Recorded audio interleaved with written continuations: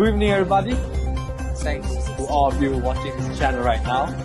This is the YB channel and it's live. I'm Izao.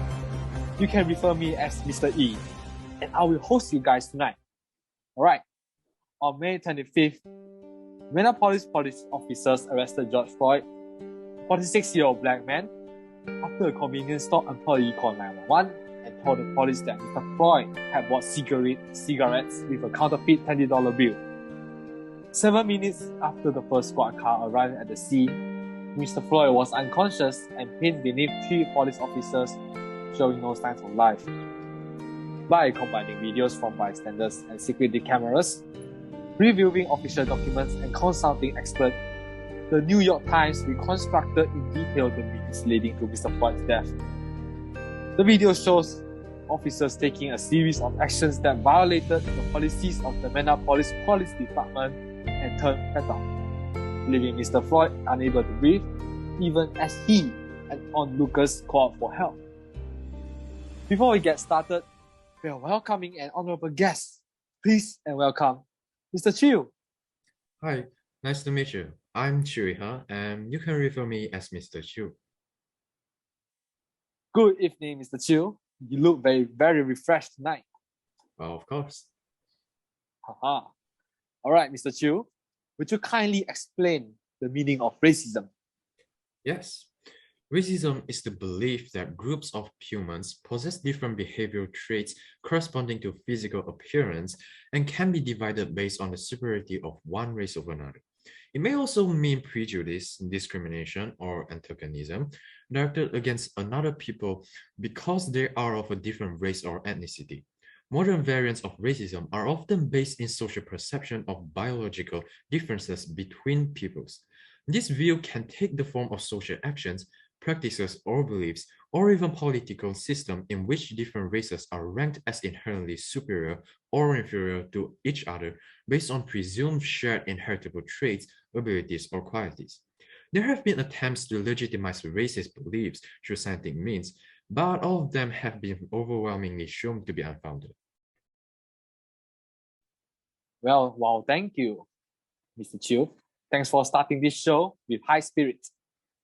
As you can see, somebody wrote an interesting comment after the George Floyd incident. Let me read it out loud. Sometimes it is difficult for the white people to truly understand racism. The main reason is because they do not want to learn about this country's ugly past. They don't want to hear about slavery, Jim Crow, lynching, or the civil rights movements. They certainly don't want to hear about how they are currently prospering from all the horrible things that happened to black people and people of color in the past, or the things currently happening. Unfortunately, the problem is, until white people truly understand racism, they can do nothing to stop it. Therefore, racism will continue until the end of time. Just saying that gives me the creeps. So, we are really going to discuss this topic tonight, Mr. Chiu. Okay. Hence, Mr. Chiu, let me ask you a question. How do racism started in America? Well, racism in America started as a financial arrangement. So Africans were merely property used to produce financial wealth for white people at that time. Don't forget, many people had already or understood the concept of indentured servitude. So the idea of having someone else do your hard work was not a new concept. In America, racism became an attitude, labeled and tagged by skin color. The African had the most distinguishable skin color. The native Indians knew the land too well. It was difficult to capture and keep them. White indentured servants could escape to another town and mix in with all the other whites. The owners didn't have the technology to put out an all points bulletin on a white male or female. There was no place for black-skinned people to hide. Often, if you were a breathing black person, you belonged to someone. Escaping this was difficult to do. This made black-skinned people prime permanent slavery prospects. So, Mr. E, what is your perspective about the words I spoke? Okay, Mr. Chiu, thanks for asking. Well, for me, slavery didn't have to become what it became. But like the old saying goes, absolute power corrupts absolutely. The greed for power and the corruption of power led to the demonization of Black people. To keep their slavery enterprises up and running, the slave owners have to get into the heads of other whites. They did this by convincing whites that the slaves weren't completely human. This means that Black slaves must be part animal. This mentally gave slave owners a psychological out regarding the mistreatment of Black people. If Black people were humans, slave owners felt they could do anything they wished to them. All right, Mr. Expert, now it's my time to ask you back. What's your overall opinion from living amongst white people? Well, my overall opinion from living amongst white people is that, in general, they truly believe they are superior to anyone who isn't white. But this is especially true when it comes to Black people. So, as a citizen of America, to understand this is the first step of understanding the true effects of racism. By understanding their superiority complex, it has shown that most white people are still taking advantage of their whiteness, and they are continuing to contribute to racism. Well, but don't get me wrong, I know many white people who do not have a racist bone in their bodies. Still, a lot of them unknowingly use their white superiority. I see it all the time when it comes to dealing with the poor and disadvantaged. Thanks, Mr. Chu. Thanks for sharing your experience. You're welcome. All right, now it's my turn. Let me share an experience a friend of mine. In his own personal life, he is able to use white folks' white superiority against them because he's a big Black man with a loud voice. People don't see him as someone who has an above average education, aka doctorate level. In the field of education, he get talked down to almost every day of his life. He always say this to me. Next to religion, education is one of the most racist institutions in America.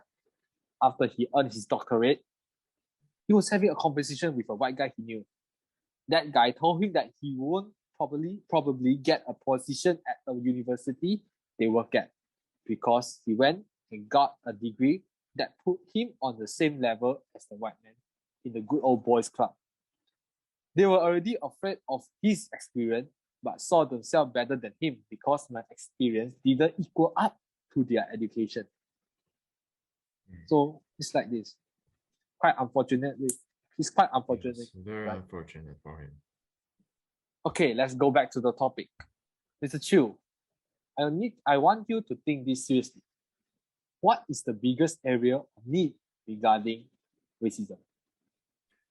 Well, the biggest area of need regarding racism, I feel, involves different forms of harassment and lynchings that are showcased towards students of different ethnicities.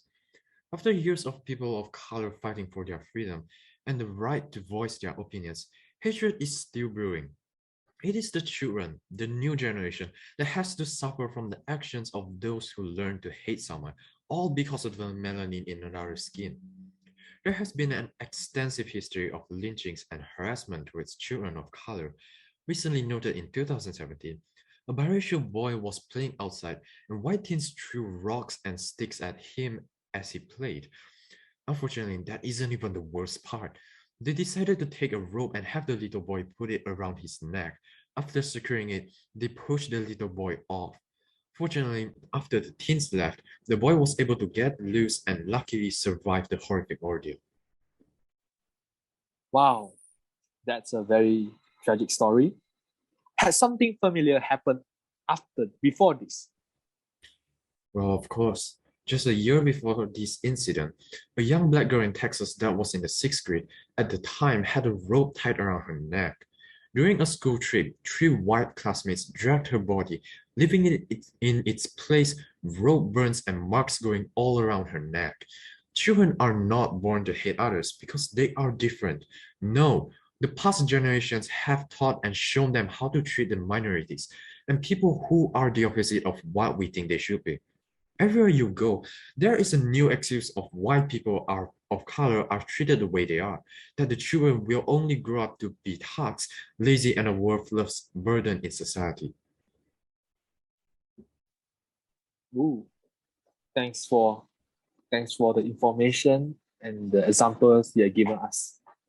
All right, Mr. Smarty Pants, let me ask you another question. Okay. What's the best way or the quickest way to solve racism? Well, the quickest way to solve racism is, of course, to educate our students on the values of acceptance and understanding. Teach love instead of hatred against one another. Teach them to not judge due to someone's ethnicity. Judge based on how they treat themselves and other people they interact in the environments around them. As Nelson Mandela once said, no one is born hating another person because of the skin color of or his background or even his religion. People learn to hate, and if they can learn to hate, they can be taught to love, for love comes more naturally to the human heart than its opposite. Prejudice may have been taught inside or outside the homes, depending on who the child is around, but that does not mean you can't replace that hatred with something more beautiful, and that is love and compassion for one another, no matter what the skin color may be. So, Mr. Chu, let me conclude the topic we discussed tonight. Okay. In conclusion, regarding racism, we feel strongly that actions need to be taken to prevent our younger generations from repeating the same mistakes older generations have. Yes, of course, yes, that racial conflicts need to be resolved with love and understanding. The peace and prosperity needs to be spread about within school districts and homes. Racism will not be solved with harsh actions and cruel words, but patience and decency, something we all should have learned. Yep, I completely agree with you, my friend. All right, this is the end of the section. Thanks for having us today. Thanks for watching us live on this YB channel. Thanks, Mr. Chiu, my very good friend, for attending today.